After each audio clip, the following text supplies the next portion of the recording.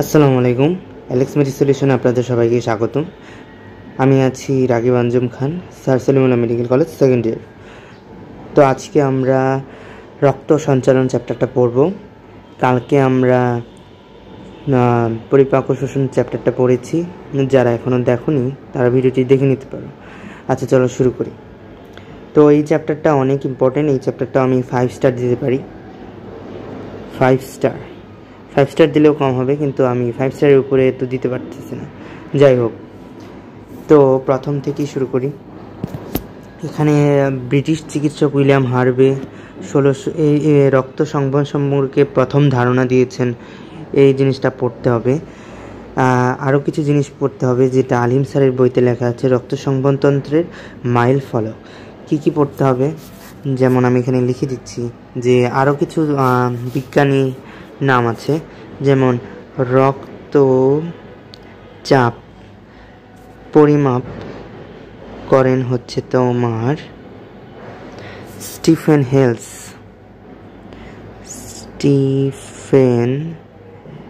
Hales.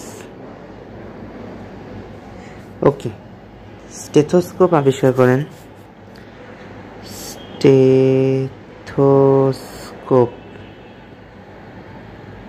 Stethoscope আবিষ্কার করেন হচ্ছে রেনলিনিক। ওকে। তারপর ওপেন হার্ট সার্জারি করেন সর্বপ্রথম জন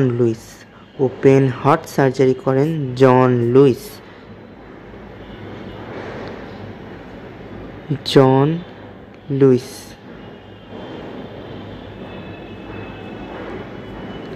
তারপর আসো কৃত্রিম হৃৎপিণ্ড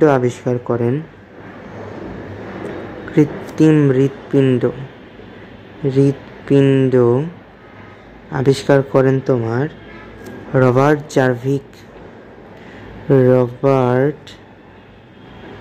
জারভিক। আচ্ছা, তারপরে এই কৃত্রিম হৃৎপিণ্ড তোমার মানব দেহে প্রতিস্থাপন করেন। এই কৃত্রিম হৃৎপিণ্ডটাই তোমার মানব দেহে প্রতিস্থাপন করেন কে? William day Vries. এটা ইংলিশে লিখি, উইলিয়াম ডে ভ্রিস। ওকে, উইলিয়াম ডে ভ্রিস। আর একটা আসল হৃৎপিণ্ড, এটা তো বললাম যে কৃত্রিম হৃৎপিণ্ড, ঠিক আছে? কৃত্রিম হৃৎপিণ্ড মানবদেহে প্রতিস্থাপন। একটা তোমার ব্রেন ডেড মানুষের হৃৎপিণ্ড হচ্ছে কি প্রাকৃতিক হৃৎপিণ্ড মানবদেহে প্রতিস্থাপন করে হচ্ছে তোমার ক্রিশ্চিয়ান বার্নার্ড।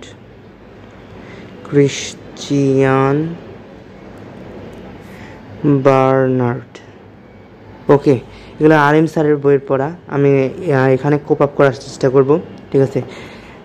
এখানে কোপ আপ হয়ে যাবে। আলিম স্যারের বইয়ের পড়া আমার সাথে আমার এই ভিডিওটি দেখলে আলিম স্যারের বইয়ের পড়াও কোপ আপ হয়ে যাবে ইনশাআল্লাহ। আচ্ছা, ক্রিশ্চিয়ান বার্নার্ড কী করছে? আসল হৃৎপিণ্ডে প্রতিস্থাপন করছে। এটা লিখে রাখো, এটা বইয়ের বা তোমরা একটা স্লিপের মধ্যে লিখে এটা আটকায় রাখো এখানে কোনো একটা জায়গায়। ওকে।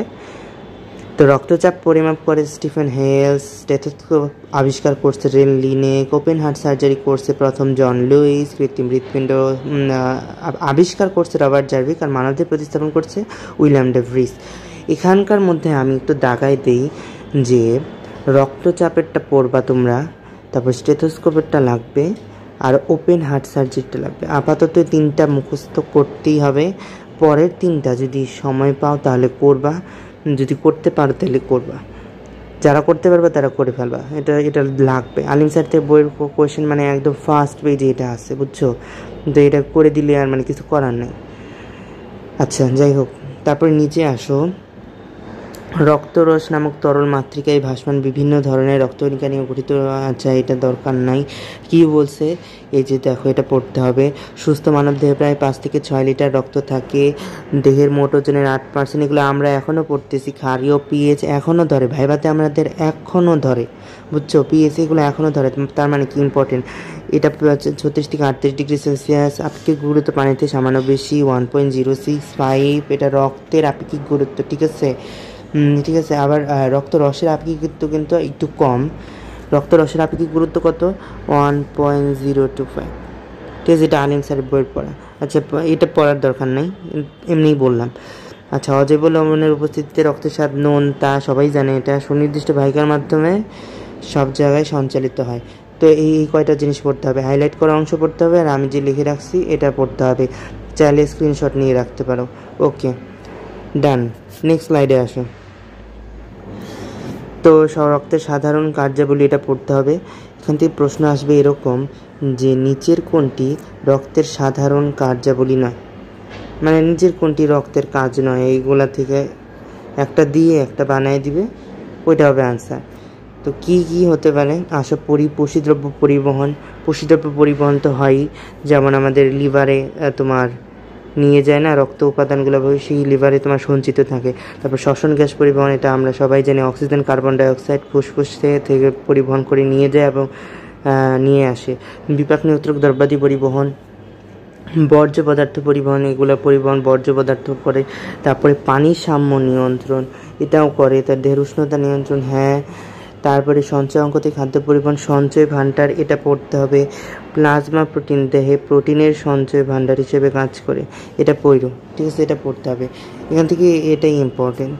এখান থেকে এই এমসিকিউ যদি ওয়ান সিঙ্গেল বেস এমসিকিউ আসে তাহলে এখান থেকে আসবে। তারপরে আসো আয়নের সম্মত রক্ষা, অম্লক্ষারের সাম্যাবস্থা, পিএইচ নিয়ন্ত্রণ, রক্তক্ষরণ প্রতিরোধ করে। তারপরে রক্তক্ষরণ প্রতিরোধ কী করে? ওই যৌন চক্রিকার মাধ্যমে, ঠিক আছে, ক্লটিং প্রক্রিয়া, সেটা আমরা একটু পরে পড়বো। দেহের প্রতিরক্ষা তোমার ফ্যাগোসাইটোসিস প্রক্রিয়ায় করে, অ্যান্টিবডি উৎপাদনের মাধ্যমে করে, ঠিক আছে। তারপরে দেহের প্রতিরক্ষা কিভাবে কাজ করে? অ্যান্টিবডি উৎপাদনের মাধ্যমে। অ্যান্টিবডি জিনিসটা কি? অ্যান্টিবডি এক ধরনের গামা গ্লোবিউলিন, ঠিক আছে, এটা লাগবে এই চ্যাপ্টারে না, প্রতিরক্ষার চ্যাপ্টারে লাগবে। অ্যান্টিবডি এক ধরনের গামা গ্লোবিউলিন, এটা লিখে রাখো। অ্যান্টিবডি এক ধরনের গামা গ্লোবিউলিন। গ্লোবিউলিন কয় প্রকার আমরা কালকের ক্লাসে পড়াইছিলাম, যারা এখনও করনি ক্লাসটা নিশ্চয়ই দেখে রাখবে, আর আমার চ্যানেলটা সাবস্ক্রাইব করে রাখবে যাতে আমার নিউ ভিডিও আসলে তোমরা সেটা লিঙ্ক পেয়ে যাও, ঠিক আছে। তো গামা গ্লোবিউলিন আমরা পড়লাম। গ্লোবিউলিন কত প্রকার পড়েছিলাম আমরা? 3 প্রকার পড়েছিলাম। একটা হচ্ছে আলফা গ্লোবিউলিন, বিটা গ্লোবিউলিন, আর একটা গামা গ্লোবিউলিন। তো এগুলোর ইম্পর্টেন্স কী কী সেটা আমরা পরে জানবো, বুঝছো? আমরা প্রতিরক্ষা চ্যাপ্টারে এটা জানবো। আচ্ছা, তারপরে আসো এখানে কি বলছে? অভ্যন্তরীণ ভারসাম্য রক্ষা করে রোগ নির্ণয় করা যায়। ওই যে আমাদের রক্ত পরীক্ষা করে না, রক্ত পরীক্ষা করে রোগ নির্ণয় করে। তো এই কয়টা দাগায় দিয়েছি যে কয়টা, সেগুলো পড়লেই হয়ে যাবে এখান থেকে। আর রক্তের উপাদান এটা সবাই জানি, 45% রক্তকণিকা আর 55% হচ্ছে রক্তরস বা প্লাজমা। নেক্সট স্লাইডে আসো। তারপরে প্লাজমাতে কি বলা হয়েছে? প্লাজমা, তো প্লাজমার ক্ষেত্রে একটা জিনিস মনে রাখতে হবে যে একটা পূর্ণবয়স্ক ব্যক্তির দেহে প্লাজমা থাকে তোমার হচ্ছে 3 লিটার, 3 লিটার, ঠিক আছে, 3 লিটার হলো না, 3 লিটার তোমার রক্তরস থাকে বা প্লাজমা থাকে। এটা আমাদের ওজনের প্রায় 5%, বুঝছো? প্রায় 5%। আমার লেখাটা বোঝা যাচ্ছে না, অনেক দুঃখিত। 5% থাকে, ঠিক আছে। এটা 3 লিটার আমাদের দেহের ওজনের 5%।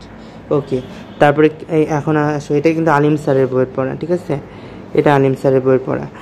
এখন আসো রক্তরস বা প্লাজমা হচ্ছে রক্তের হালকা হলুদ বর্ণের তরল অংশ। এতে পানির পরিমাণ 90 থেকে 92% এবং দ্রবীভূত কঠিন পদার্থের পরিমাণ 8 থেকে 10%। রক্তরসের কঠিন পদার্থ বিভিন্ন জৈব অজৈব, এগুলো রিডিং পড়ো কিন্তু লাগে, ঠিক আছে, অন্তত এই পানির পরিমাণটা পড়ো, ঠিক আছে। তারপরে কি বলছে? কয়েক ধরনের গ্যাস সহ রক্তরসে নিম্নোক্ত উপাদানগুলো উপস্থিত থাকে। এই অজৈব পদার্থ থাকে কিছু, তারপরে জৈব পদার্থ থাকে কিছু। জৈব পদার্থের মধ্যে কি? Plasma, protein. জৈব অজৈব কি? প্রোটিন জাতীয়, নাইট্রোজেন জাতীয় অন্যান্য পদার্থ থাকে। তারপরে হচ্ছে জৈব পদার্থের মধ্যে প্লাজমা প্রোটিন হচ্ছে তোমার 7.5% থাকে। এই যে কঠিন পদার্থ না, আমি কি বললাম, এই যে জৈব তোমার 7 থেকে 9% না, এটার মধ্যেকার 7.5%ই থাকে তোমার প্লাজমা প্রোটিন। প্লাজমা প্রোটিনের মধ্যে তোমার এই যে অ্যালবুমিন, গ্লোবিউলিন, প্রথমিন, ফাইব্রিনোজেন, এগুলো কী দিয়ে মনে রাখবা? আমি GPA5 দিয়ে মনে রাখছি, ঠিক আছে? তোমরা GPA5 দিয়ে মনে রাখতে পারো, আর যদি কেউ অন্যরকমভাবে বানাইতে পারো নেওনি, সেটা বানিয়ে নিতে পারো। আচ্ছা, তারপর নাইট্রোজেন গঠিত রেজন পদার্থের মধ্যে রয়েছে urea, uric acid, creatine, xanthine, ammonia, এটাও লাগবে। অন্যান্য পদার্থ গ্লুকোজ, ফ্যাট, কোলেস্টেরল, হরমোন, বিভিন্ন প্রকার এনজাইম রক্তরসে অবস্থান করে। বিভিন্ন ভিটামিন, রঞ্জক পদার্থ, বিলিরুবিন, ক্যারোটিন ইত্যাদি রক্তরসে পাওয়া যায়। রক্তরসের কাজ: রক্তের তারল্য রক্ষা করে, বিভিন্ন ভাসমান রক্তকণিকা অন্যান্য দ্রবীত পদার্থ দেহের সর্বত্র বহন করে। পরিপাকের পর খাদ্যসার রক্তরসে দ্রবীত হয়ে আসা যায় হয়ে গেলে পড়ে রিডিং পড়ো, এটা পড়ার লাগবে না, এত ইম্পর্টেন্ট না, ঠিক আছে? রিডিং পড়ো, কিন্তু রক্তরস রক্তের তারল্য রক্ষা করে, এটা পড়তে পারো, এটা ইম্পর্টেন্ট আছে, ঠিক আছে? তারপরে আসো রক্তকণিকা। রক্তকণিকা নিয়ে ঠিক আছে, রক্ত আরেকটা জিনিস আছে যে এই যে রক্তকণিকাগুলোর যে উৎপন্ন হওয়ার প্রক্রিয়াকে বলা হয় তোমার হিমোপয়েসিস।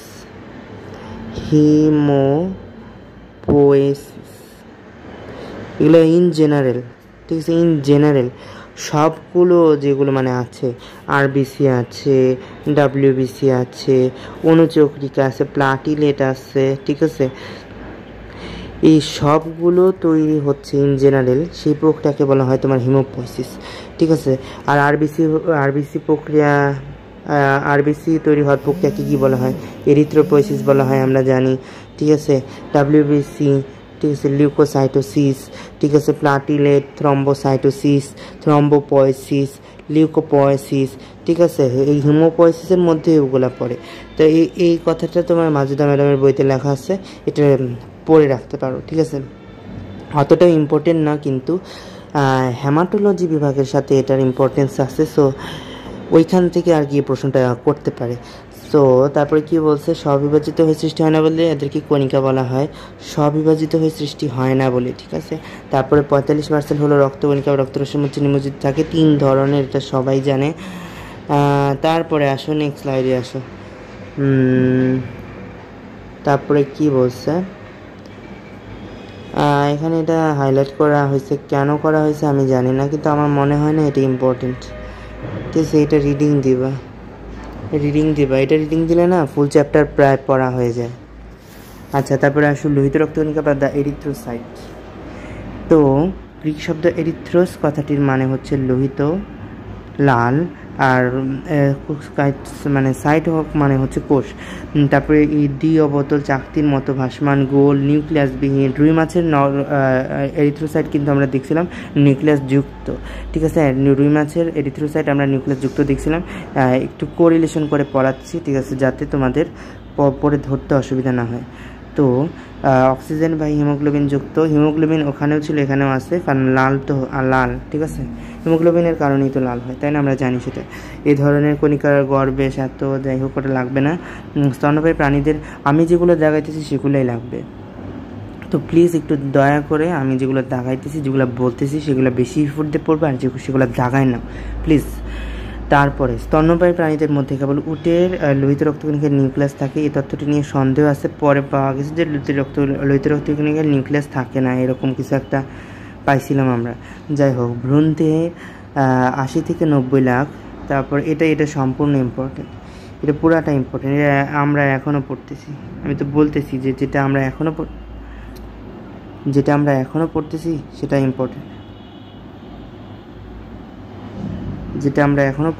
ইম্পর্টেন্ট, কারণ সেটা মেডিকেল রিলেটেড টার্ম, ঠিক আছে? তো এইগুলো হচ্ছে তোমার মেডিকেল রিলেটেড টার্ম, যে ভ্রূণ থেকে 80 থেকে 90 লাখ, শিশুদের 60 থেকে 70 লাখ, তারপরে তোমার পূর্ণবয়স্ক পুরুষে তোমার 50 থেকে 54 লাখ, পূর্ণবয়স্ক স্ত্রী দেহে 44 থেকে 49 লাখ। এখন ভ্রূণ দেহে বেশি কেন থাকে? কারণ ভ্রূণটা মায়ের গর্ভে থাকতেছে না, মায়ের গর্ভ কি তোমার বাইরে অ্যাটমসফিয়ার থেকে তোমার অক্সিজেন পাইতেছে, অ্যাটমসফিয়ার থেকে কিন্তু অক্সিজেন পাইতেছে না, অমরার মাধ্যমে তোমার অক্সিজেনটা কালেক্ট করতেছে। তো ওখানে অ্যাটমসফিয়ারের তুলনায় কি এখানে কম অক্সিজেন না? তো এই কম অক্সিজেনের ঘাটতি পূরণ করার জন্য ভ্রূণ দেহে তোমার আরবিসির পরিমাণটা বেশি হতে হয়, আরবিসির পরিমাণও বেশি হতে হয়, হিমোগ্লোবিনের পরিমাণও তোমার বেশি হতে হয়, আরবিসিও বেশি, হিমোগ্লোবিনও বেশি।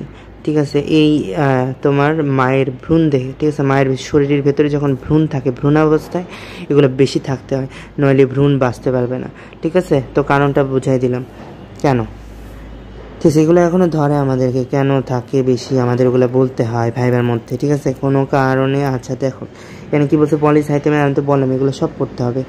রক্তাল্পতা কত হয় যদি 50 লাখের চেয়ে 25% কম, পূর্ণবয়স্ক পুরুষ, এটাই সাধারণ। এই 50 লাখের থেকে যদি 25% কম হয় সেটাই রক্তাল্পতা। আর কোনো কারণে যদি 65 লাখের বেশি হয় তাহলে সেটাই যে যেমন, আর শিশুদের থাকে তোমার 60, সেটার থেকে যদি তোমার বেশি হয় তাহলে বলে পলিসাইথেমিয়া। অ্যাডাল্টে যদি শিশুদের থেকে বেশি থাকে তাহলে থেকে পলিসাইথেমিয়া, কারণ এটা অ্যাবনর্মাল। ওকে, তাহলে লোহিত রক্তকণিকার আয়ুষ্কাল হচ্ছে 120 দিন।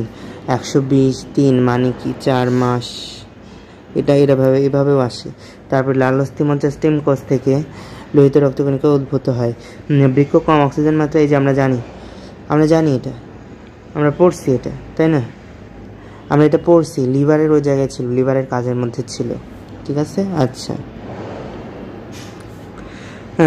বৃক্ক এরিথ্রোপয়েটিন ক্ষরণ কমিয়ে দেয়, লোহিত রক্তকণিকার উৎপাদনও কমে যায়। এরিথ্রোসাইট সৃষ্টির প্রক্রিয়াকে এরিথ্রোপোয়েসিস বলা হয়।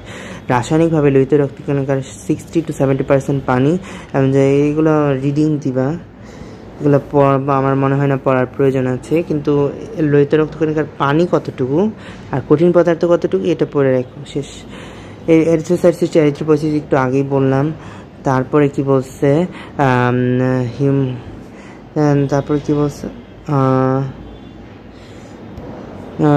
প্রতিটি হিমোগ্লোবিন অণু হিম নামক লৌহ ধারণকারী রঞ্জক এবং গ্লোবিন নামক প্রোটিন সমন্বয়ে গঠিত। প্রতিটি হিমোগ্লোবিন অণু হিম নামক লৌহ ধারণকারী রঞ্জক এবং গ্লোবিন নামক প্রোটিন সমন্বয়কারী গঠিত। এটা আমরা সবাই জানি। এটা লাগে যে প্রতি 100 মিলিলিটার রক্তে প্রতি 100 মিলিলিটার 16 গ্রাম হিমোগ্লোবিন থাকে। এটা ইম্পর্টেন্ট। প্রতি 100 মিলিলিটার রক্তে 16 গ্রাম হিমোগ্লোবিন থাকে। হিমোগ্লোবিনের 4টি পলিপেপটাইড চেন, এটা আমরা নেক্সট চ্যাপ্টারে পড়বো, যে একটি হিমযুক্ত থাকে, যাতে একটি হিমযুক্ত থাকে হিম গ্রুপের জন্য রক্ত লাল হয়, এটা ইম্পর্টেন্ট। আচ্ছা, এখানকার হাইলাইট করা সবগুলো ইম্পর্টেন্ট আছে প্রায়। ঠিক আছে, তো এগুলো পড়বা। তারপর নিচের দিকে আসলে লোহিত রক্তকণিকার কাজ, এটাও ইম্পর্টেন্ট। লোহিত রক্তকণিকার হিমোগ্লোবিন ফুসফুস থেকে দেহকোষে অধিকাংশ অক্সিজেন এবং সামান্য পরিমাণ কার্বন ডাইঅক্সাইড পরিবহন করে। রক্তের ঘনত্ব, সান্দ্রতা, এগুলো সবই ইম্পর্টেন্ট। বাফার রূপে কাজ করে, এটাও ইম্পর্টেন্ট। বাফার রূপে কাজ করে। প্লাজমা ঝিল্লিতে অ্যান্টিজেন প্রোটিন সংযুক্ত থাকে যা মানুষের ব্লাড গ্রুপিংয়ের জন্য দায়ী। প্লাজমা ঝিল্লিতে, কিসের প্লাজমা ঝিল্লিতে? লোহিত রক্তকণিকার প্লাজমা ঝিল্লি। এই যে একটা লোহিত রক্তকণিকা একটা সেল না, ঠিক আছে, আমি কোনটা দেখাইতেছি, সরি, লোহিত রক্তকণিকা একটা সেল না, এই যে লোহিত রক্তকণিকা একটা সেল না, এই সেলের তার মানে কি একটা প্লাজমা ঝিল্লি থাকবে। সেই প্লাজমা ঝিল্লিতে তোমার এই যে অ্যান্টিজেন থাকে, অ্যান্টিজেন প্রোটিন সংযুক্ত থাকে যা দিয়ে আমরা ব্লাড গ্রুপিং করতে পারি। এসব রক্তকণিকা রক্তে বিলিরুবিন ও বিলিবার্ডিন উৎপন্ন করে। বিলিরুবিন উৎপন্ন করে কি করে জানো? বিলিরুবিন উৎপন্ন করে সেটা স্টুলের মাধ্যমে আমাদের শরীর থেকে পাস করে দেয়। বিলিরুবিন এটা আমাদের শরীরের জন্য ক্ষতিকর। ঠিক আছে, তো এই বিলিরুবিন যখন আমাদের শরীরে বেশি হয়ে যায় না, বিলিরুবিন যখন বেশি হয়ে যায় তখনই সেটাকে বলা হয় জন্ডিস। ঠিক আছে, হলুদ হয়ে যায়। তারপরে আসো, লোহিত রক্তকণিকা এনজাইমরূপী নাইট্রিক অক্সাইড উৎপন্ন করে যা এন্ডোথেলিয়াল কোষের আর্জিনের মতো কাজ করে। নাইট্রিক অক্সাইড, নাইট্রাস আর নাইট্রিক, তার মানে কি? নাইট্রিক অক্সাইড মানে হচ্ছে তোমার NO। ঠিক আছে, এইভাবে আসতে পারে। নিচের কোনটি এন্ডোথেলিয়াল কোষের আর্জিনের মতো ব্যবহৃত হয়? NO, তারপরে বলবে N2O, তারপরে N2O4, ঠিক আছে, বা NO2, এরকম অপশনে থাকবে। তোমার কোনটা আনসার করতে হবে? NO আনসার করতে হবে। তারপরে বারবার করে বলে দিতেছি, তারপরেও তারা ভুলে যাবি। কেন ভুলে যাবি? যে মনোযোগ দিয়ে শুনতেছিস না, তারপর সেজন্য। তারপরে হাইড্রোজেন সালফাইড গ্যাস উৎপাদন করে যা রক্তনালীর সংকোচনের জন্য সংকট প্রদান করে।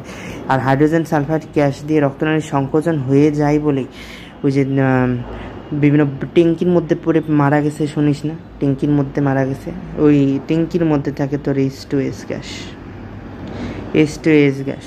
এই H2S গ্যাস হলে রক্তনালীর সংকোচন হয়ে যায়। রক্তনালীর সংকোচন হয়ে গেলে কি তুই বাঁচবি না, মরে যাবি। আচ্ছা, এরা অনেক সময় দেহের অনাক্রম্যতায় সাড়া প্রদান করে। আচ্ছা, তারপরে কোষপ্রাচীর ভেঙে গিয়ে ধ্বংস করে অনাক্রম্যতায়। আচ্ছা হয়েছে, তারপর নিচে আয়। কিন্তু কি বলছে, শ্বেত রক্তকণিকা লিউকোসাইট। শ্বেত রক্তকণিকার মধ্যে থেকে সবচেয়ে ইম্পর্টেন্ট হচ্ছে এই যে 600:1 যে এটা লোহিত শ্বেত রক্তকণিকার গড় অনুপাত। তারপরে কি বলছে, ভ্রাম্যমাণ প্রতিরক্ষাকারী একক বলে, কারণ এগুলো ফ্যাগোসাইটোসিস প্রক্রিয়ায় জীবাণু ধ্বংসকরণ করে। ফ্যাগোসাইটোসিস প্রক্রিয়ায় জীবাণু ধ্বংসকরণ করে, এটা তো জানি। ভাষা এটাও লাগে, সরি। প্রতি ঘনমিলিটার রক্তে 4 থেকে 11,000 গড়ে তোমার এইটা সবই লাগে। এই হাইলাইট এই স্লাইডের হাইলাইট সবই পড়তে হবে। আর এই যেগুলো বলে দিলাম সেগুলো বেশি ফুট পড়বি। আচ্ছা, নেক্সট স্লাইডে আয়। তারপর কি বলছে এখানে, অস্থিমজ্জা থেকে, অস্থিমজ্জার স্টেম সেল থেকে, অস্থিমজ্জার স্টেম কোষ থেকে, খালি কি স্টেম কোষ থেকে? হ্যাঁ, আচ্ছা আমরা এখন পড়ি ওইটা, তাদের এখন পড়ার দরকার নেই। মেগাক্যারিওব্লাস্ট থেকে তোর প্ল্যাটলেট আসতেছে, এটা জানা রাখিস। মেগাক্যারিওসাইট, মেগাক্যারিওব্লাস্ট। আর কিছু দরকার আছে বলে আমার মনে হচ্ছে না। মাইলোব্লাস্ট থেকে তোর এগুলো আসতেছে, দানাদার লিউকোসাইটগুলো। আর ওগুলো আগেতেই তৈরি হইতেছে, পরে গেলে সাইট হইতেছে। ঠিক আছে, ব্লাস্ট আর সাইটের মধ্যে কি পার্থক্য? একটা কোষ যখন অনেক বড় থাকে সেটাকে বলে ব্লাস্ট, সেই কোষটাই যখন ছোট হয়ে যায় তখন সেটাকে বলে সাইট। মনে থাকবে, এটাই পার্থক্য। তারপরে রক্তে শ্বেত রক্তকণিকার সংখ্যা স্বাভাবিকের চেয়ে বেশি থাকলে তাকে লিউকোসাইটোসিস বলা হয়, এটা পড়তেই হবে। তারপরে কম থাকলে তাকে লিউকোপেনিয়া বলা হয়, এটা পড়তেই হবে। তারপর লিউকোমিয়া ক্যান্সারের ক্ষেত্রে শ্বেত রক্তকণিকার সংখ্যা অস্বাভাবিক হারে বেড়ে যায়, তারপর রোগীর মৃত্যুর কারণ হয়ে দাঁড়ায়। এটা হাইলাইটগুলো পড়তে হবে, এখানকার সব হাইলাইটগুলো পড়তে হবে। তারপরে কি বলছে, তারপরে এই যে গ্রানুলোসাইট, এটা গ্রানুলোসাইট। একটা কথা মনে রাখতে হবে, শ্বেত রক্তকণিকা এই যে 2 ভাগে যে ভাগ করলো না, দানাবিহীন বা অ্যাগ্রানুলোসাইট থাকে তোর 28%, আর গ্রানুলোসাইট বা দানাদার থাকে তোর 72%। এটা মাজেদা ম্যাডামের বইয়ের ইনফরমেশন, আলিম স্যারের বইতেও আছে। ঠিক আছে, এটা পড়তে হবে যে তোর 100 ভাগের মধ্যে 28% থাকে তোর দানাবিহীন বা গ্রানুলোসাইট, আর দানাদার থাকে 72% বা গ্রানিউলোসাইট। ওকে, তারপর নিচের দিকে লিউকোসাইটে আবার 2 ধরনের হয়, অ্যাগ্রানুলোসাইট আবার 2 ধরনের হয়, মনোসাইট, লিম্ফোসাইট। এগুলো খুবই ইম্পর্টেন্ট। কেন ইম্পর্টেন্ট? তোরা ইমিউন সিস্টেম যখন পড়বি তখন বুঝতে পারবি এটা কতটুকু ইম্পর্টেন্ট। এগুলো যে এখানে কি বলছে, মনোসাইট অপেক্ষাকৃত ছোট নিউক্লিয়াসযুক্ত বড় কোষ মনোসাইট, আর এটা হচ্ছে বড় নিউক্লিয়াসযুক্ত ছোট কোষ লিম্ফোসাইট যেটা। আর এটা ডিম্বাকার থাকে, বয়বৃদ্ধির সাথে বৃক্কের মতো ঘোরার খুঁড়ের মতো হর্ষস্য শেপ। ঠিক আছে, এটা আমরা এখনও পড়তেছি, তার মানে এখনও ইম্পর্টেন্ট এটা। তার মানে আয়ুষ্কাল এটা ইম্পর্টেন্ট না, এটা পড়িস 2 থেকে 8%টা পড়িস। আয়ুষ্কাল একটু পরে, ঠিক আছে, একটু পরে পড়তে হবে আয়ুষ্কালগুলো, বুঝছিস? এখনই এগুলো পড়ার আমি মনে করতেছি প্রয়োজন নাই। ঠিক আছে, যাই হোক। তারপরে ফ্যাগোসাইটোসিস পদ্ধতিতে মনোসাইটকে ম্যাক্রোফেজও বলা হয়। এটা পরে ইমিউন সিস্টেম এত ইম্পর্টেন্ট, বুঝছিস? ইমিউন সিস্টেমের সাথে সব কিছু রিলেটেড। এই মনোসাইটকে ম্যাক্রোফেজ বলা হয়। কখন ম্যাক্রোফেজ বলা হয় সেটা ওইখানে পড়বি, এখানে না। আচ্ছা, আমরা আগাই। তারপরে কি বলছে, এটা বৃহৎ আকৃতির ছোট কোষ। তারপরে কি বলছে, সাইটোপ্লাজম স্বচ্ছ দানাবিহীন, আয়ুষ্কাল 7 দিন। এটার আয়ুষ্কালটা পড়ে রাখিস। কেন পড়ে রাখতেছি এখন বুঝবি না, পরে বুঝবি। লিম্ফোসাইট 2 ধরনের, টি লিম্ফোসাইট, বি লিম্ফোসাইট। ঠিক আছে, আরেকটা আছে, সেটা হচ্ছে তোর ন্যাচারাল কিলার সেল। ওই যে 10 মধ্যে বিস্তারিত বিবরণ দেওয়া হয়েছে, বুঝছিস? বলাই হয়েছে না, অ্যান্টিবডি উৎপন্ন এবং কিছু অণুজীব ধ্বংস করে। 20 থেকে 40% শ্বেত রক্তকণিকা হচ্ছে তো লিম্ফোসাইট। এই পার্সেন্টেজগুলো পড়বি। ওকে, আমি যেটুকু দাগাই দিচ্ছি সেটাই পড়বি। আর লিসম্যান রঞ্জকে গ্রানিউলোসাইটগুলো যেহেতু দানাদার, এগুলোকে লিশম্যান রঞ্জকে দিলে না বিভিন্ন রং দেয়। যেমন নিউট্রোফিল তোর কিছু দেয় না, ইউসিনোফিল লাল বর্ণ দেয়, ব্যাসোফিল তোর নীল বর্ণ দেয়। এইভাবেই এইটার নামটাই হয়েছে ওইভাবে, বুঝছিস। নিউট্রোফিল কোনো কী বলে ওটাকে, লিশম্যান রঞ্জকে কোনো রং দেয় না দেখে এটা নিউট্রোফিল। নিউট্রাল মানে নিরপেক্ষ, বুঝিস নাই, নিরপেক্ষ। আর হচ্ছে তোর ইউসিনো মানে হচ্ছে লাল, আর ব্যাসো মানে কি নীল, ব্যাসোফিল সেজন্য নীল। আচ্ছা আচ্ছা, তারপরে রক্তের কী বলছে 40 থেকে 60% নিউট্রোফিল, এটা বর্ণ নিরপেক্ষ। এটা বলছে এটা পড়বি যে নিউক্লিয়াস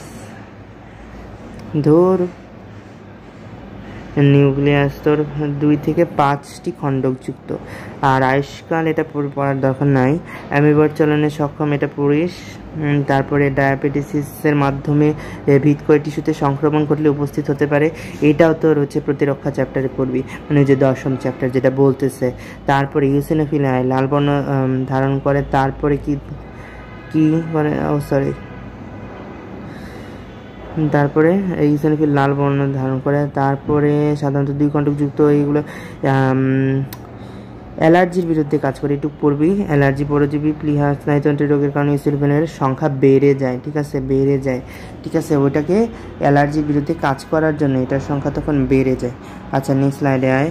তারপর কি বলছে, ব্যাসোফিল সবচেয়ে কম অংশ ব্যাসোফিলের, সবচেয়ে কম অংশ কার, ব্যাসোফিলের, সবচেয়ে কম অংশ ব্যাসোফিল। ক্ষারকসত্ব হয়ে নীল বর্ণ ধারণ করে। তারপরে আয়ুষ্কাল তোর 12 থেকে 15 দিন, এটা মনে রাখা সহজ, কারণ ব্যাসও 12 থেকে 15 মাইক্রোমিটার, আয়ুষ্কালও 12 থেকে 15 দিন। খালি তোরা এই যে মাইক্রোমিটার এই এককটা ভালো করে দেখতে হবে। আর ব্যাসোফিল হিস্টামিন নিঃসরণ করে রোগ প্রতিরোধ ক্ষমতা বৃদ্ধি করে। আচ্ছা, তারপরে হেপারিন কি করে, হেপারিন নিঃসরণ করে রক্তনালীর মধ্যে জমাট বাঁধতে বাধা প্রদান করে। আচ্ছা এটা তো পড়লি, শ্বেত রক্তকণিকার কাজ খুবই ইম্পর্টেন্ট, এটা খুবই ইম্পর্টেন্ট, এটুক পড়তে হবে, এটুক খুবই। তো এখন অনুচক্রিকাতে আসো। তো অনুচক্রিকাতে কি বলছে, লাল, এটা তো বলছি মেগাক্যারোসাইট থেকে উৎপন্ন হয়। তারপরে এটা লাগবে প্রতি ঘনমিটার রক্তে 1.5 লাখ থেকে 4 লাখ অনুচক্রিকা। আমরা এখনও পড়তেছি, যেটা পড়তেছি আমরা, সেটা অনেক ইম্পর্টেন্ট, বুঝছিস। তারপর জীবনকাল, আমরা জীবনকাল পড়ি না, কিন্তু এটা পড়বি। যকৃত প্লিহার ম্যাক্রোফেজের মাধ্যমে এদের ধ্বংসপ্রাপ্তি ঘটে। যেগুলো দাগাই দিচ্ছি দাগাই নে, কাজে লাগবে। আর এটার ঝিল্লিতে তোর গ্লাইকোপ্রোটিন রক্তবেগের ক্ষতস্থানে বিশেষ করে এন্ডোথেলিয়াম যুক্ত হয় এবং ঝিল্লিতে বিপুল পরিমাণ ফসফোলিপিড নির্গত করে। ফসফোলিপিড নির্গত হয়ে রক্ত জমাটের বিভিন্ন ধাপ ত্বরান্বিত করতে সচেষ্ট করে। আর কাজ হচ্ছে তোর প্লেটলেট প্লাগ, ক্লটিং ফ্যাক্টর, তারপরে গ্রোথ ফ্যাক্টর ক্ষরণ করে। এটা 6 নম্বরটা দাগায় রাখিস, এটা পারবি না তোরা, ভুলে যাবি। 6 নম্বরটা ভুলে যাবি, 6 নম্বরটা ভালোভাবে দাগায় রাখ।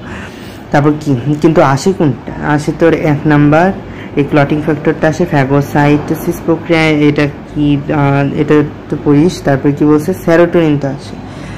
তো যেগুলো দাগাইছি সেগুলো আসে। আচ্ছা নেক্সট স্লাইডে, এটা ইম্পর্টেন্ট না, এটা কেন দাগাইছে আমি জানি না।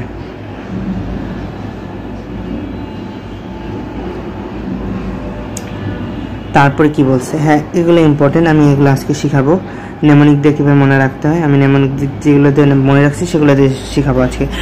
আর একটা জিনিস মনে রাখতে হবে এখান থেকে, যে প্রায় এখানে তো বলছে যে ক্লটিং ফ্যাক্টর অবস্থিত 13 ধরনের, কিন্তু মাজেদা ম্যাডামের বইতে বলা আছে 50 ধরনের। যাই হোক, তোরা এটাই পড়বি, 13 ধরনেরই পড়বি। আর অপশনে যদি 13 না থেকে 50 থাকে তাহলে 50 দিবি। ওকে, 13 ধরনের ক্লটিং ফ্যাক্টর গুরুত্বপূর্ণ ভূমিকা পালন করে। অতি গুরুত্বপূর্ণ ক্লটিং ফ্যাক্টর 4টা, ফাইব্রিনজের প্রথমদিন, থ্রম্বোপ্লাস্টিন, ওই যে ফুল পরে থাম করে আছে, আমি লিখে দিই। তো 1 নাম্বারটা কি হবে, 1 নাম্বারটা হবে ফুল। তারপরে প্রথম বিন্দুতে পরে থ্রম্বোপ্লাস্টিন, থাম, আর ক্যালসিয়াম দিয়ে করে। তারপরটা কি হবে, তারপরটা আরেকটা আমরা শিখবো, লাভলু। এটা হচ্ছে অ্যাক্সিলারিনটা লাগে না, এটা আমরা পড়ি না, বুঝছিস, কিন্তু তাও তোদের দিয়েছে, তাও এটা সেজন্য শিখে দিতেছি। লাভলু একাই। তারপরে 7 নাম্বার হচ্ছে স্টেবল। লাবলু একাই স্টেবল। তারপরে এখান থেকে আরেকটা শুরু, যে আন্টি, অ্যান্টি মিফুলিক না, এটাতে আন্টি, আন্টির, তারপরে ক্রিসমাস থেকে আসতেছে তোর ক্রাশ, ঠিক আছে, আন্টির ক্রাশ, আন্টির ক্রাশ, আন্টির ক্রাশ স্টুডেন্ট, স্টুয়ার্ট থেকে আসতেছে তোর স্টুডেন্ট, ঠিক আছে, স্টুডেন্ট। এটা আবার ইংরেজিতে লিখতেছি, মানে মাথাটা খারাপ হয়ে গেছে। আচ্ছা যাই হোক, আন্টির ক্রাশ স্টুডেন্ট পলি, এই যে প্লাজমা আছে না, প্লাজমা থেকে পলি, পলির, তারপরে এই হ্যাগম্যান আছে না, ম্যান থেকে আসতেছে তোর মন, আর ফাইব্রিন থেকে আসতেছে ফাইন, মানে ভালো। তো কি পড়লাম আমরা, ফুল পরে থাম করে এই 4 নাম্বার পর্যন্ত তো ইম্পর্টেন্ট, অতি গুরুত্বপূর্ণ যেটা সেটা পড়ে ফেললাম। তারপরে কি বলছি, লাবলু একাই স্টেবল, 5, 6, 7 এটা পড়ে ফেললাম, লাবলু একাই স্টেবল, ঠিক আছে। লাবলু থেকে আসতেছে লেবাইল, একাই থেকে আসতেছে অ্যাক্সিলারিন, স্টেবল থেকে আসতেছে স্টুয়ার্ট ফ্যাক্টর। আর তারপরে আন্টি ক্রাশ স্টুডেন্ট পলির মন ফাইন, আন্টি থেকে আসতেছে তোর অ্যান্টি হিমোফিলিক ফ্যাক্টর, ক্রাশ থেকে আসতেছে তোর ক্রিসমাস ফ্যাক্টর, স্টুডেন্ট থেকে আসতেছে তোর স্টুয়ার্ট ফ্যাক্টর, পলি থেকে আসতেছে তোর প্লাজমা থ্রম্বোপ্লাস্টিন ফ্যাক্টর, আর মন থেকে আসতেছে হ্যাগম্যান ফ্যাক্টর, হ্যাগমন থেকে হ্যাগম্যান ফ্যাক্টর, তারপরে ফাইন থেকে আসতেছে ফাইব্রিন স্টেবিলাইজিং ফ্যাক্টর। তাহলে কি 1 থেকে 13টা মনে রাখা যাবে না? অবশ্যই মনে রাখা যাবে, আমি মনে রাখছি এভাবে। এখন আর এর থেকে ভালো আমি পাই নাই, ঠিক আছে, I am so sorry for that. তাহলে তোরা নিজেরা বানিয়ে নিবি, ওকে। তারপরে কি বলছে, ক্ষত নিরাময়ের উদ্দেশ্যে যে কোনো উপায়ে বন্ধ প্রক্রিয়াকে হিমোস্ট্যাসিস বলা হয়, হিমোস্ট্যাসিস বলা হয়, এটা পড়িস, এই সংখ্যাটা লাগবে। তারপরে নেক্সট স্লাইডে আয়। তারপরে এই পুরা প্রক্রিয়াটা ব্যাখ্যা করছে আর কি, রক্ততঞ্চনে কি কি হয় আর কি, কি কি হয় না হয়, সেটা না হয় তো আর ব্যাখ্যা করে নাই, কি কি হয় সেটা ব্যাখ্যা করছে আর কি।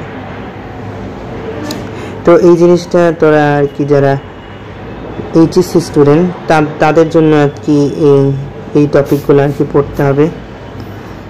তো যারা এইচএসসি দিবি না, যারা মেডিকেলের, তাদের জন্য কি পড়তে হবে, তাদের জন্য যে তোর এই থ্রম্বোপ্লাস্টিনের মাধ্যমে তোর প্রথম বিন নিষ্ক্রিয় থেকে থ্রম্বিনে পরিণত হয়, সক্রিয় হয়, এটা পড়তে হবে। তারপরে থ্রম্বিন কি করে, থ্রম্বিন ফাইব্রিন ওজনকে ফাইব্রিন মনোমারে পরিণত করে, ফাইব্রিন জালক তৈরি হয়, ফাইব্রিন পলিমার তৈরি হয়ে রক্ততঞ্চনের একটা পিণ্ড গঠন করে। আর হচ্ছে রক্ততঞ্চন কাল এখানে কি বলা আছে, 4 থেকে 5 মিনিট এটা পড়তে হবে। তারপরে কি বলছে, রক্ততঞ্চন ফ্যাক্টরের অনুপস্থিতিতে আর এই যে হিমোফিলিয়ায় কি কি হয়েছে এটা আমরা পরে পড়বো, এই চ্যাপ্টারে পড়ার দরকার নেই, এটা আমরা পরে পড়বো, এটা আমরা জিনতত্ত্ব চ্যাপ্টারে ওটা পড়বো। আচ্ছা, তো রক্ততঞ্চনের তাৎপর্য, ঠিক আছে, রক্ততঞ্চনেরও বলে আবার তাৎপর্য আছে, কি একটা অবস্থা, তাই না? ঠিক আছে, মানুষ মৃত্যুরও তাৎপর্য আছে এখন বলবে। যাই হোক, কি কারণে রক্তনালীর ভিতরে তঞ্চিত হয় না, এটা পড়বি, বেসিক ক্লিয়ার করবি। তারপর রক্তশিরার মধ্যে পার্থক্য, এটা দরকার আছে, কোনটা দরকার আছে তোর, এই যে দ্বারা প্লাজমার মধ্যে তোর এই যে ফাইব্রিনোজেন আছে, এটার মধ্যে ফাইব্রিনোজেন নেই, রক্ততঞ্চন ফ্যাক্টর আছে, রক্ততঞ্চন ফ্যাক্টর অনুপস্থিত। কেন রক্ততঞ্চন ফ্যাক্টর অনুপস্থিত? এই যে রক্ততঞ্চন ধর্ম অনুপস্থিত, তাই কারণ সিরামটা হইতেছে তো রক্ততঞ্চন পিণ্ড থেকে যে নিঃসৃত জলীয় অংশ, সেটাকে বলা হয় তোর সিরাম। তো রক্ততঞ্চন হয়েই গেছে, সেটার মধ্যে তো রক্ততঞ্চন আর হওয়ার কিছু নেই, তো সেখানে রক্ততঞ্চন ফ্যাক্টরও থাকবে না, কিছুই থাকবে না। আর সিরামে একটা জিনিস, সেটা আমি বলতে ভুলে গেছি, যে ফ্যাক্টর নাম্বার 1, 2, 5, 8, 1 to 5, 8 এই 4টা ফ্যাক্টর থাকে না, এটা লিখে রাখিস, ঠিক আছে, ওখানে যা লিখা রাখিস, সিরামে লিখা রাখিস, বা এখানেই লিখা রাখতে পারিস যে সিরামে 1258 ফ্যাক্টর থাকে না। 1258 ফ্যাক্টর মানে কি, 1 নাম্বার, 2 নাম্বার, 5 নাম্বার আর 8 নাম্বার ফ্যাক্টর থাকে না। আচ্ছা ঠিক আছে, এখন লসিকা লিম্ফতে আয়। টিস্যু গঠন করি কোষের ফাঁকে ফাঁকে বর্ণহীন তরল পদার্থকে লসিকা বলা হয়। আর প্রতিদিন কি হয় 4 থেকে 8 লিটার তরল পদার্থ রক্ত প্রোটিন চারপাশে রক্ত প্রোটিন যদি এবার পুনরুদ্ধার না হতো 24 ঘন্টার মধ্যে মানুষ মারা যেত। আচ্ছা যাই হোক, তারপরে 10% হচ্ছে মতো রক্তরস কোষের জলকে বের হয়ে ইন্টারস্টিশিয়াল তরল হিসেবে অবস্থান করে। এই ইন্টারস্টিশিয়াল তরল নাসিকা নালিকায় যখন প্রবেশ করে তখনই তাকে সাথে লসিকায় উৎপন্ন। লসিকা উৎপাদনের প্রক্রিয়াকে লিম্ফোজেনেসিস বলা হয়, লিম্ফোজেনেসিস বলা হয়। ওকে, এটাও পড়তে হবে। তো এখানে সবই ইম্পর্টেন্ট রে। আচ্ছা সবই পড়িস, বুঝছিস? এটাও ইম্পর্টেন্ট যে 500 থেকে 75,000 লিম্ফোসাইট থাকতে পারে প্রতি কিউবিক মিলিমিটার, প্রতি ঘন মিলিমিটার। কিউবিক মিলিমিটার মানে কি? মিলিমিটার উপরে কিউব, ঠিক আছে? প্রতি ঘন মিলিমিটার বা প্রতি কিউবিক মিলিমিটার লসিকায় 500 থেকে 75,000 লিম্ফোসাইট থাকতে পারে। আচ্ছা, এটাও পড়তে হবে।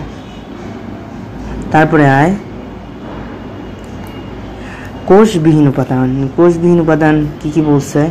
কোষবিহীন উপাদানে তোর শর্করা, প্রোটিন, লিপিড এগুলো রিডিং দিবি, কিন্তু লিপিডের মধ্যে যেটা ইম্পর্টেন্ট, মানে যেটা লিপিডের মধ্যে নেই, পুরা বিষয়টার মধ্যে যেটা ইম্পর্টেন্ট সেটা হচ্ছে তোর এই লিপিডের মধ্যে কাইলোম্যাক্রন কথা বলছে না, এটা ইম্পর্টেন্ট।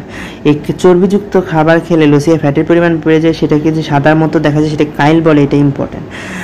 ঠিক আছে, এটুকু ইম্পর্টেন্ট, আমি যেটুকু দাগাইছি সেটুকু ইম্পর্টেন্ট হয়েছে। এখন তারপরে লসিকার কাজের মধ্যে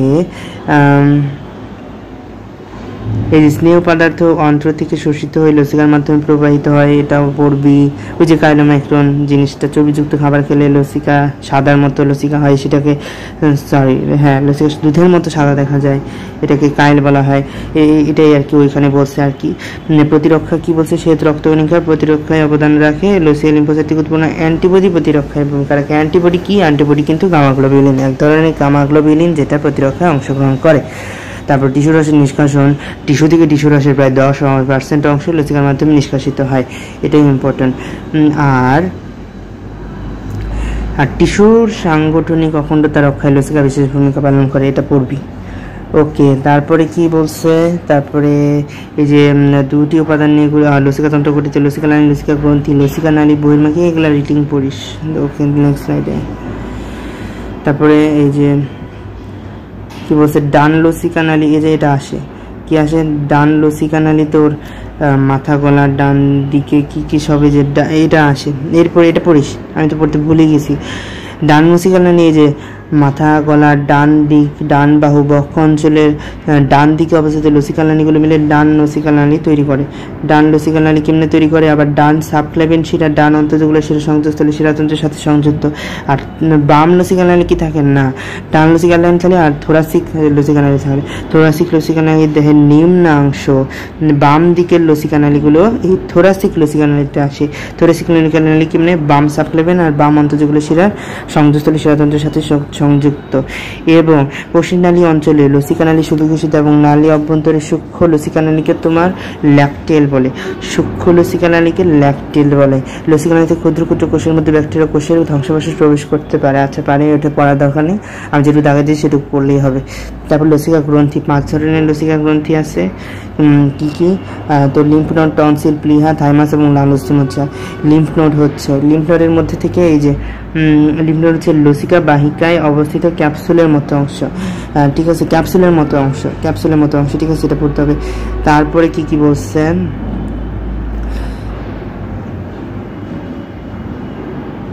তারপরে কি বলছে যে মানবদেহে প্রায় এটা পড়তে হবে 400 থেকে 700টি লিম্ফ নোড পাওয়া যায়। মানবদেহে প্রায় 400 থেকে 700 লিম্ফ নোড পাওয়া যায়, 400 থেকে 700 লিম্ফ নোড পাওয়া যায়। আর লসিকাতে লিম্ফোসাইট পাওয়া যায় 500 থেকে 75,000 প্রতি কিউবিক মিলিমিটারে। আর মানবদেহে লিম্ফ নোড পাওয়া যায় 400 থেকে 700। ওকে, টনসিল, 3 ধরনের টনসিল রয়েছে, প্যালেটাইন, অ্যাডেনয়েড, লিঙ্গুয়াল টনসিল। আমাদের লসিকা গ্রন্থিও কিন্তু ওটা কি বলে, লালা গ্রন্থিও কিন্তু তিন জোড়া ছিল, 3 ধরনের ছিল, ঠিক আছে? তো ওইটার সাথে এটা গুলাই ফেলিস না আবার, ঠিক আছে? তো লালা গ্রন্থি কি প্যারোটিড ছিল না? ওই প্যারোটির সাথে প্যালেটাইনের কথাটা মিল আছে তো একটু, তো সবাই এটা গুলাই ফেলে, কিন্তু এটা গুলানো যাবে না। এটা প্যালেটাইন আর ওটা প্যারোটিড, ঠিক আছে? এটা অ্যাডেনয়েড, লিঙ্গুয়াল। যে লিঙ্গুয়ালও আছে, ওখানে লিঙ্গুয়ালও ছিল, কিন্তু এখানে কিন্তু অ্যাডেনয়েড আছে কি, আর ওখানে কি ছিল? ওখানে কিন্তু ম্যান্ডিবুলার ছিল। তো অ্যাডেনয়েড আছে এখানে, এটা কথাটা মনে রাখতে হবে, অ্যাডেনয়েড আছে, ঠিক আছে। Palatine adenoid lingual, palatine adenoid lingual. তারপরে কি বলছে, টনসিলের প্রদাহকে টনসিলাইটিস বলে, এটা পড়তে হবে। টনসিলের প্রদাহকে কি বলে, টনসিলাইটিস বলে। তারপরে বিভিন্ন অণুজীব ধ্বংস করে শ্বসনে পরিপাকতন্ত্রের সুরক্ষা দেয়, কি, টনসিল, ওকে। তারপরে আসো নেক্সট স্লাইডে আসো। তারপরে কি বলছে, কোনো মানুষ বিশেষ করে শিশু ঘন ঘন টনসিলাইটিসে আক্রান্ত হয়, তারপরে টনসিলেক্টমি করতে হয়। টনসিলেক্টমি মানে কি, টনসিল অপসারণ করতে হয়, ওকে। তারপরে কি বলছে, এই প্লিহাটা কি, এটা দেখতে মুষ্টির মতো, এটা পড়তে হবে। প্লিহা দেখতে যে মুষ্টির মতো, এটা পড়তে হবে, মুষ্টির মতো। তারপরে 170 গ্রাম ওজন বিশিষ্ট অঙ্গটি হচ্ছে প্লিহা। 2 ধরনের প্লিহা মজ্জা নিয়ে গঠিত, একটি লাল অন্যটি সাদা, ঠিক আছে, এটা পড়তে হবে। তারপরে ক্যাপসুলে আপনি, এটা দরকার নাই। তারপরে বেগুনি রঙের ডিম্বাকার, এটা পড়তে হবে, বেগুনি রঙের ডিম্বাকার এই অংশটা পড়তে হবে, শেষ। তারপরে প্লিহাকে, এই সবচেয়ে ইম্পর্টেন্ট যেটা, সেটা প্লিহাকে রক্তের রিজার্ভার বা ব্লাড ব্যাংক বলা হয়, প্লিহাকে রক্তের রিজার্ভার বা ব্লাড ব্যাংক বলা হয়, এটা পড়তে হবে। আর এটুকু পড়তে হবে যে 300 মিলিলিটার রক্ত জমা রাখে, 300 মিলিলিটার পর্যন্ত রক্ত জমা রাখতে পারে। আর অ্যাডাল্টে আমাদের যকৃৎ আর প্লিহার মধ্যে তোমার লোহিত রক্তকণিকা ধ্বংস হয়, হিমোগ্লোবিন অংশ আলাদা হয়, সেজন্য লোহিত রক্তকণিকার কবরস্থান বলা হয় কাকে, প্লিহাকে। তারপরে থাইমাসে আসো। থাইমাসটা পিরামিড আকৃতির নরম দ্বিখণ্ডিত লিম্ফয়েড অঙ্গের নাম হচ্ছে থাইমাস, ঠিক আছে। তারপরে 2 ধরনের হরমোন খরিত হয়, 2 ধরনের, কয় ধরনের, 2 ধরনের, থাইমোসিন, থাইমোপয়েটিন। তারপরে আসো, এটা তো তোমরা জানোই, পরিপক্ক কোষগুলোকে টি কোষ বা টি লিম্ফোসাইট, তাই এই যে টি কোষ, টি লিম্ফোসাইট, লিম্ফোসাইট 2 ধরনের, একটা টি লিম্ফোসাইট, বি লিম্ফোসাইট। যে লিম্ফোসাইটগুলো তোমার উৎপন্ন হয়ে থাইমাসে তোমার বর্ধিত হয়, থাইমাসে কি হয়, বর্ধিত হয়, উৎপন্ন হয়েছে কিন্তু অন্য জায়গায় অস্থিমজ্জায়, ঠিক আছে, কিন্তু পরিপক্ক হয়েছে তোমার থাইমাসে, সেই লিম্ফোসাইট কোষগুলোকে বলা হয় টি কোষ, বুঝছো। টি কোষের আবার বিভিন্ন শ্রেণী বিভাগ আছে, টি কিলার, টি হেল্পার আছে, যাই হোক। তারপরে আসো, এগুলো পড়তে হবে, আমি যেগুলো দেখা দিচ্ছি ওগুলো পড়িস। তারপরে লাল অস্থিমজ্জা, লাল অস্থিমজ্জা থেকে, কোথা থেকে আমাদের লাল অস্থিমজ্জাগুলো পাওয়া যায়, আমি এগুলো, আচ্ছা এগুলো তো নেমোনিক শেখানো ঠিক হবে কি না সেটাই বুঝতে পারতেছি না।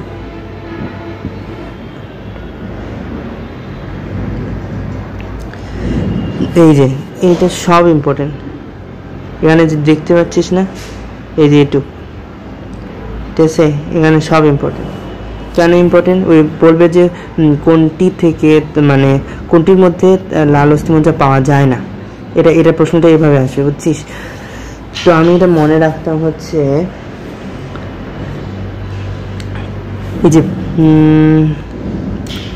এটা আর কি কশেরুকা, এটা তো ওদের আর কি এমনি, আমি কি দিয়ে মনে রাখতাম, আমি একটা জিনিস দিয়ে মনে রাখতাম, আমার মনে পড়তেছে না, আমার মনে পড়লে আমি তোদেরকে জানাই দিবনি, যাই হোক।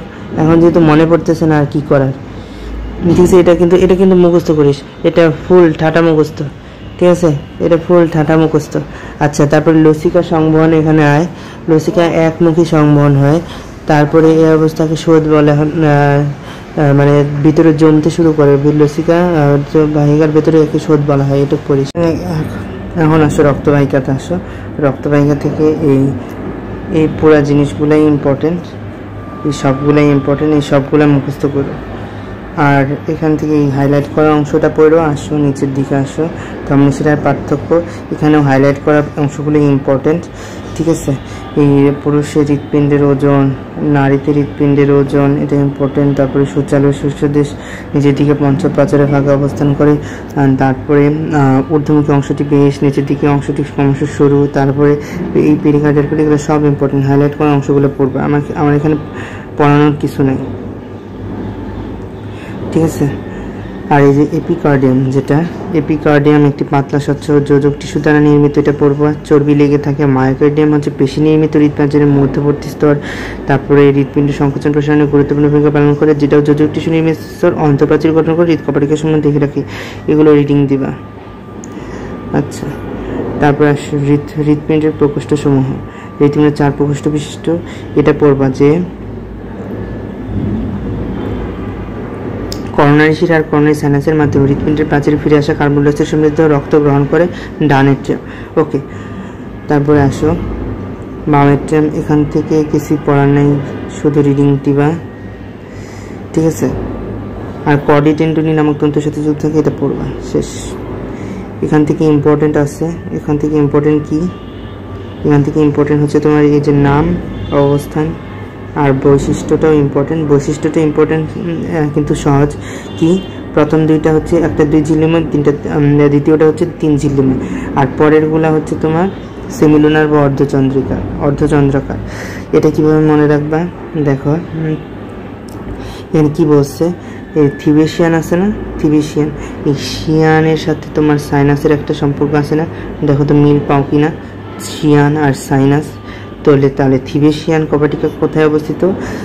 করোনারি সাইনাস আর ডান এট্রিয়ামের সংযোগস্থলে। আর এখানে ইউস্টেশিয়ান, ইউস্টেশিয়ান কি দিয়ে শুরু হয়েছে? রস্বই দিয়ে শুরু হয়েছে। আর ইনফিরিয়র ভেনা কেভা কত কি দিয়ে শুরু হয়েছে? ই দিয়ে শুরু হয়েছে। তো এটা মিল পাইলা, হইলো, কিসে শেষ। এটাই পড়তে হবে, ওইটাই আসে।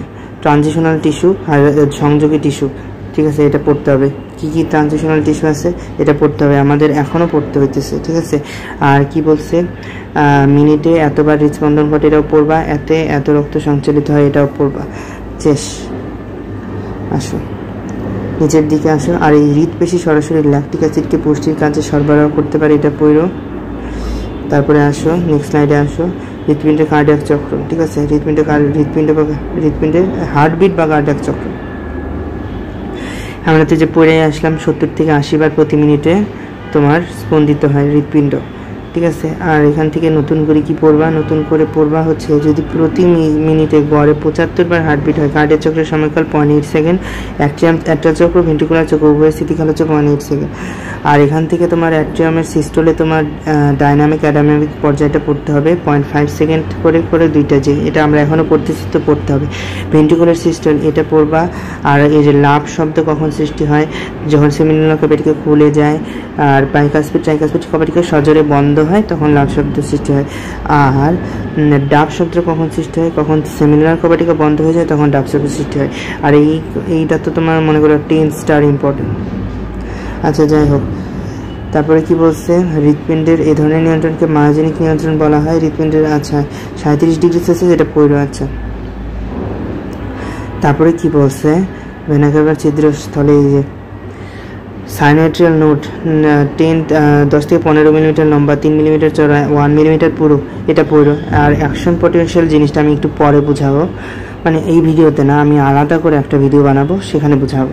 আচ্ছা, যাই হোক। আর এখানে এসএন থেকে এভি উদ্দীপনা পরিবহনে 0.3 সেকেন্ড সময় লাগে। আর এটাকে এভি নোডাল ডিলে বলে। হ্যাঁ, এভি নোডাল ডিলে কত সেকেন্ড সেটা আসে। আর উদ্দীপনা এসিএন থেকে ভেন্ট্রিকুলে পৌঁছাতে কত সেকেন্ড সময় লাগে? 0.16 সেকেন্ড সময় লাগে, এটা পড়ো। তারপরে আসো ব্লাড প্রেশার খুবই ইম্পর্টেন্ট। ব্লাড প্রেশার আমাদের এখন মাপতে দেয় প্র্যাকটিক্যালে। অপটিমাম তো আমরা সবাই জানি, কিন্তু রেঞ্জটা মুখস্থ করতে হবে। 10 থেকে 139 আর 60 থেকে 90। ওকে। তারপরে স্পিগমোম্যানোমিটার দিয়ে রক্তচাপ মাপে। আর একটা আছে তোমার পালস অক্সিমিটার, এটা দিয়ে তোমার পালস অক্সিমিটার দিয়ে তোমার অক্সিজেনের ঘনত্ব আর হৃদস্পন্দন দুইটাই মাপে। অক্সিজেনের ঘনত্ব আর হৃদস্পন্দন মানে হার্টবিট দুইটাই মাপে পালস অক্সিমিটার দিয়ে। এটা লিখে রাখো, এটা তোমাদের মাজেদা ম্যাডামের ইনফরমেশন। আচ্ছা, যাই হোক। আর উচ্চচাপ ব্যারোরিসেপ্টরে কি কি আছে? ব্যারোরিসেপ্টর তোমার অ্যাওর্টিক আছে আর ক্যারোটিড সাইনাস আছে, এই দুইটা ইম্পর্টেন্ট। আর এই ক্যারোটিড আর অ্যাওর্টিক যে ব্যারোরিসেপ্টর সংকেত কোন স্নায়ুর মাধ্যমে যায়? গ্লসোফেরঞ্জাল ভ্যাগাস স্নায়ুর মাধ্যমে যায়। এটা নামনিক কি দিয়ে শিখবা? এটা কার গ্লাস দিয়ে শিখবা। কার কার গ্লাস অভাগার। কেমনে কি হলো, ক্যারোটিড যেটা বলছে কার, সেটা কোন দিয়ে যে কোথা দিয়ে যায়, গ্লোসোফেরেল দিয়ে যায় গ্লাস। আর অভাগা, অ থেকে আসতেছে তোমার অ্যাওর্টিক, আর ভাগা থেকে আসতেছে তোমার ভেগাস। তাহলে অ্যাওর্টিক ব্যারোরিসেপ্টরের সংকেত কোথা দিয়ে যায়, ভেগাস দিয়ে যায়। শেষ। নেক্সট স্লাইডে আসো। তারপরে কি বলছে, নিম্নচাপ ব্যারোরিসেপ্টর বা আয়তন রিসেপ্টর। নিম্নচাপ রিসেপ্টরগুলো আর পড়ার দরকার নেই, যেটা উচ্চচাপে নেই সেগুলাই নিম্নচাপে আছে, যেগুলো নিম্নচাপে নেই সেগুলো উচ্চচাপে আছে, এভাবেই আসে। তারপরে সিস্টেমিক সংবহনের সময় লাগবে 25 থেকে 30 সেকেন্ড, এটা লাগবে, এটা দেখবা। আর সিস্টেমিক সংবহনের পাথওয়েটা দেখবা, আর পালমোনারি সংবহনের পাথওয়েটা দেখবা। পালমোনারি সংবহনের পাথওয়েটা দেখবা, পালমোনারি সংবহনের পাথওয়েটা। পোর্টাল সংবহন, আমাদের যে রেনাল সংবহন থাকে না, রেনাল সংবহন যে আমাদের অনুপস্থিতি, এটা পড়বা। তারপরে আসো গ্লাইকোজেনে পরিণত হয়। আর এই যে অ্যামোনিয়াটা ইম্পর্টেন্ট, এই যে এটা ইম্পর্টেন্ট, 2 নম্বর পয়েন্টটা পড়বা, যে অ্যামোনিয়া যকৃতে ইউরিয়ায় পরিণত হয়, বৃক্কের মাধ্যমে দেহের বাইরে নির্গত হয়। শেষ। কার্ডিওভাস্কুলার রোগে আসো। কার্ডিওভাস্কুলার রোগে কি বলছে, যে হৃৎপিণ্ড বড় হয়ে যাওয়াকে কার্ডিওমেগালি বলা হয়। কার্ডিও মানে হচ্ছে হৃৎপিণ্ড, ওমেগালি মানে বড় হয়ে যাওয়া। আর হার্ট ভালভ রোগ মানে কপাটিকায় তোমার সমস্যা রয়েছে। আর কনজেনিটাল মানে কি, কনজেনিটাল মানে হচ্ছে জন্মগত, এই জন্মকালে দেখছো হৃৎপিণ্ড বিকলাঙ্গ হয়ে গেছে। তারপরে কি বলছে, পেরিকার্ডাইটিস মানে এক ধরনের প্রদাহ বা স্ফীতি। কার্ডাইটিস, আইটিস মানে স্ফীতি বা প্রদাহ। তারপরে কার্ডিওমায়োপ্যাথি, মায়োপ্যাথি মানে হৃৎপেশির রোগ। রিউমেটিক ফিভার বা রিথমেটিক হৃদরোগ হচ্ছে স্ট্রেপ্টোকক্কাস ব্যাকটেরিয়া দ্বারা রিউমেটিক জ্বরের কারণে হয়। আর করোনারি হৃদরোগের অপর নাম ইসকিমিয়া, অ্যানজাইনা, হার্টফেক ইত্যাদির মাধ্যমে করোনারি হৃদরোগ হয়। আর অ্যাথেরোস্ক্লেরোসিস কীভাবে হয়, প্লাক গঠনের মাধ্যমে হয়। আর অ্যানজাইনা বা হৃদশুলতে আসো। অ্যানজাইনা 3 ধরনের হয়ে থাকে, 3 ধরনের অ্যানজাইনা হয়ে থাকে। সুস্থিত অ্যানজাইনা, অস্থিত অ্যানজাইনা, আর প্রিন্স মেটাল অ্যানজাইনা। আর ব্যথা কতক্ষণ থাকে, 5 থেকে 30 মিনিট হয়েছে। তারপরে হার্ট অ্যাটাকে আসো। হার্ট অ্যাটাকের আরেক নাম কি, মায়োকার্ডিয়াল ইনফার্কশন, এটা পড়তে হবে, এটুকুই পড়বা। তারপরে আসো হার্ট ফেইলিউর। হার্ট ফেইলিউর কখনো হৃৎপিণ্ড যখন দেহের চাহিদা অনুযায়ী পর্যাপ্ত রক্তের যোগান দিতে পারে না, তখন এই অবস্থাকে হার্ট ফেইলিউর বলা হয়। তারপরে আসো পারিবারিক ইতিহাস, 65 এগুলো দরকার নাই। আর এই যে নিকোটিন কিভাবে আমাদের নিকোটিন কিভাবে তোমার হৃদরোগের ঝুঁকি বাড়ায়। নিকোটিন এই যে তোমার এই যে নিকোটিন রক্তনালীর সংকোচন ঘটায়, আর কার্বন ডাইঅক্সাইড রক্তনালীর অন্তঃপর্দাকে নষ্ট করে দেয়। নিকোটিনের কাজ কি, রক্তনালীর সংকোচন ঘটায়, অন্তঃপর্দাকে নষ্ট করে। তো আজকে এই পর্যন্তই, সবাই ভালো থাকবে। আমার চ্যানেলটাকে সাবস্ক্রাইব করো, আর আমার অ্যালেক্স মেডি সলিউশনের পাশেই থেকো। তো তোমরা লাইক, কমেন্ট, শেয়ার করো। আমার এখানকার আজকের ভিডিওটা তোমার কেমন লাগলো সেটা কমেন্টে জানাইতে পারো। সো আল্লাহ হাফেজ।